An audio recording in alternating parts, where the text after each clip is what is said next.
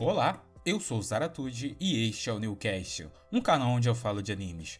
Hoje eu trago um vídeo um pouco diferente do habitual. Quem assiste meus vídeos com frequência sabe que eu costumo comentar sobre os animes e mangás que consumo, além de contar como eles acabaram.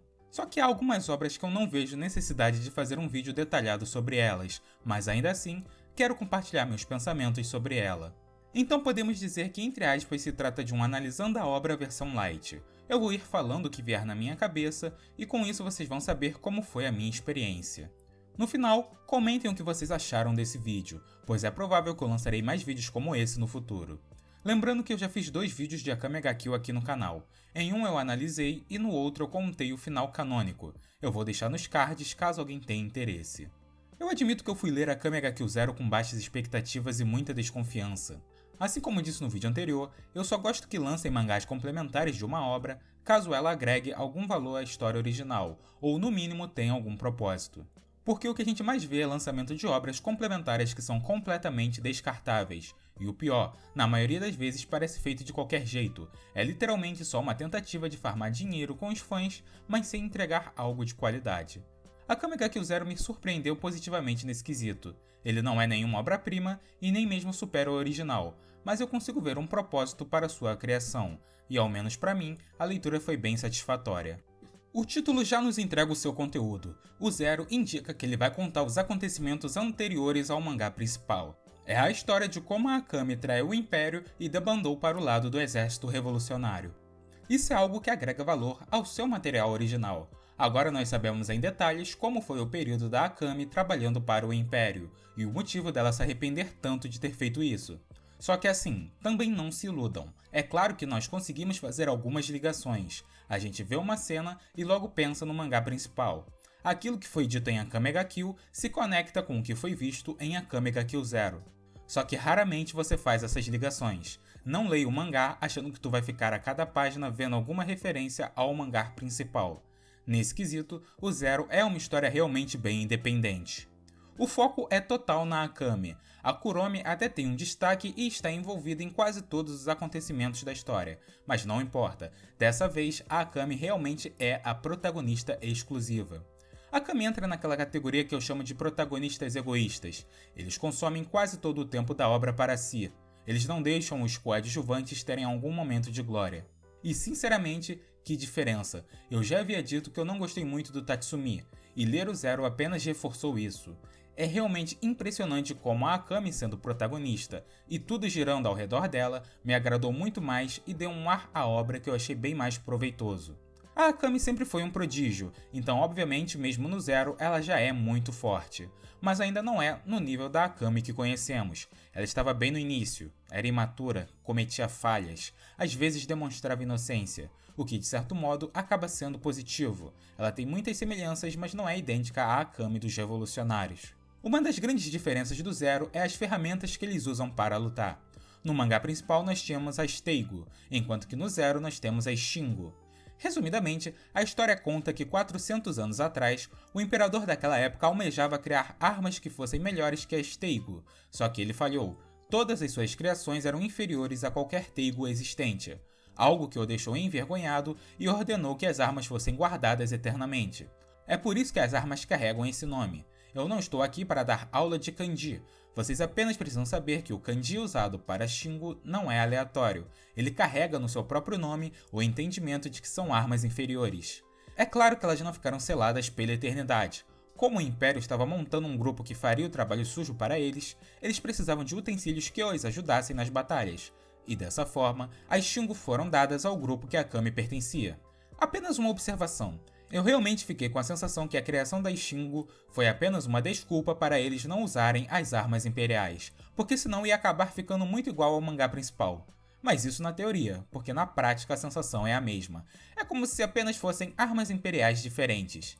E sabendo dessa informação, eu comecei a questionar o porquê as Shingo não foram citadas no mangá principal. Tudo bem que as armas eram inferiores, mas estavam longe de serem inúteis. Com certeza, uma delas nas mãos do exército revolucionário ajudaria muito.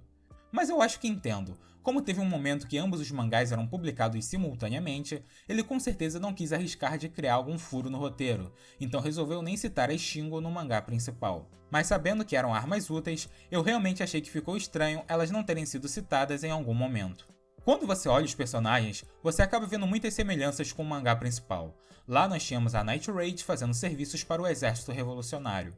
No Zero nós temos a Elite Seven fazendo serviços para o Império. Nesse quesito, eu acho os personagens do mangá principal melhores e mais carismáticos, mas os do Zero não chegam a ser ruins, só que eles sofrem do mesmo problema do outro mangá. Obviamente alguns deles vão morrendo pelo caminho, isso é normal em Akame ga Kill. Só que alguns deles morrem tão cedo que nem dá tempo de você gostar muito do personagem. Ou ele até pode morrer lá na frente, mas a história não vai focar muito nele, então você nem conhece profundamente o personagem, o que automaticamente diminui o impacto de sua morte. Mas claro, sempre tem exceção. Se você for muito sensível, pode ser que o Zero seja tão dramático quanto o original. Ao menos uma coisa que o Zero se saiu melhor foi em mostrar o grupo trabalhando em missão. No original acabava tudo muito rápido. O alvo era sempre um Zé Bostola qualquer que ia ser eliminado com um golpe. No Zero, as missões realmente ganharam destaque. Na verdade, eu diria que quase 70% do mangá é só eles em missão. É um número bem expressivo. Com isso, a gente consegue ver bem melhor um trabalho em equipe, o esforço para superar as adversidades e tudo mais. Nesse quesito, o Zero realmente ficou melhor. O mangá inteiro foca em praticamente 2 missões. Elas juntas consomem quase todo o mangá e eu gostei de ambas. Principalmente da segunda, que teve como foco a Mera, que no modo a qual ela se encaixa na história, ela foi vilã, mas se olhar com uma visão mais macro, ela está mais para algo como anti-heroína. Ela não é uma boa pessoa, ela só se importa com seus aliados e é fiel a eles, isso ficou nítido no mangá. Por outro lado, ela é extremamente crítica ao Império, sendo inclusive uma das personagens mais importantes no que se refere a abrir os olhos da Akame para a realidade. A Mera é a típica personagem que não está nem aí pra todo mundo, ela faz o que quer, e desde que seja paga, ela trabalha eliminando qualquer um. Ela despreza os homens e fica tarando qualquer garota que ela acha bonita. Devido a isso tudo, provavelmente ela é a personagem mais chamativa e dentre os novos que foram apresentados, foi a melhor. Aparentemente o Takahiro possui uma boa habilidade em criar vilãs que não passam despercebidas em suas obras, realmente chamam a atenção. Eu também gostei bastante da Pony, que é uma das garotas do grupo da Akame, não só pela personalidade, mas também do seu jeito de lutar. A Shingo dela favorecia o combate corpo a corpo, e é dessa forma que ela luta. É aquela coisa, ter poderzinho é maneiro, mas sair no soco também é legal. Eu gosto de personagens porradeiros. A única coisa que eu temia e de certo modo acabou acontecendo foi uma rushada para acabar a história. Enquanto eu lia, eu sabia que o mangá tinha 60 capítulos no total, só que eu reparei que já estava nos 50 e eles ainda estavam no final da segunda missão que eu citei, ou seja, era evidente que a traição da Akame ia ser muito rápido, pois já não faltavam muitos capítulos. Mas ao menos não ficou forçado, porque ao longo da história a Akame já ficava desconfiada e não era convencida pelos argumentos do Império. Quando ela saía em missão, ela percebia a infelicidade do povo. Só que ela ficava na dela, porque o Império era bem controlador, não queria que você questionasse nada, e mesmo quando ela tentava, ela rapidamente recebia o argumento de que sim, nós reconhecemos que as pessoas estão infelizes, mas veja bem, se nós deixarmos uma rebelião acontecer, quem já está numa má situação irá piorar ainda mais. Ou seja, é a famosa expressão ruim com ele, pior sem ele, que normalmente é usada para aceitar com passividade coisas absurdas. Então o Império pode ser ruim, mas se ele cair, as coisas vão piorar. Então são nesses detalhes que você percebe como eles agem. No final, Akame ga Kill e Akame ga Kill Zero são obras bem semelhantes, o clima é muito próximo, são realmente obras irmãs. Só que eu sinto que o Zero deu uma maneirada. Obviamente ele ainda tem cenas fortes, mas nem se compara. O original tinha uma atmosfera bem mais pesada. Ele vai ter seus momentos para agradar os fãs, já que a SDF aparece, o General Budo, Bowles, Chelsea, a Night Raid no final, só que são momentos bem rápidos, é só um pequeno agrado. O final da história se encaixa muito bem com o início do mangá principal, é literalmente uma continuação direta. Se não fosse pela mudança clara de protagonista e o traço dos mangás serem diferentes, você nem perceberia que já é outro mangá, de tão direta que ficou a transição.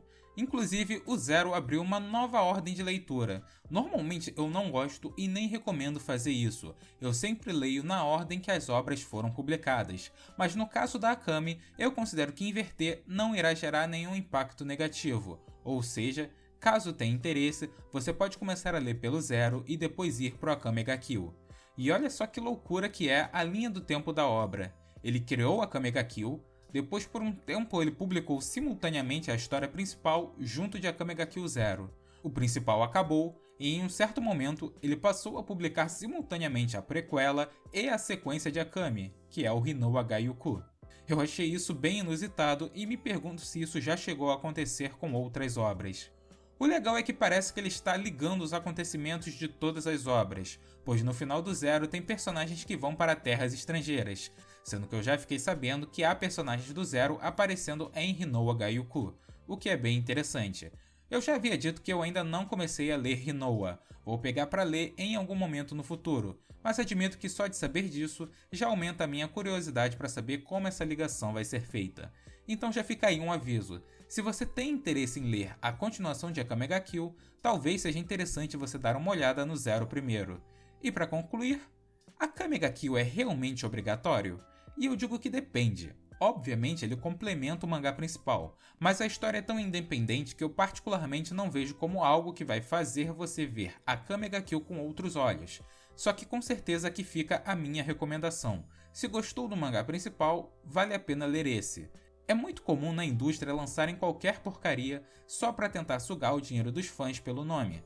O Takahiro nos entregou algo que eu vi valor e que não parece ter sido feito de qualquer jeito só para lucrar.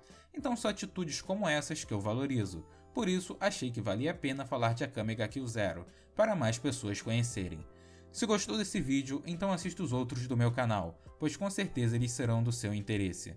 Não se esqueçam de comentar o que acham de mais vídeos como esse. Agradeço a todos que assistiram até aqui.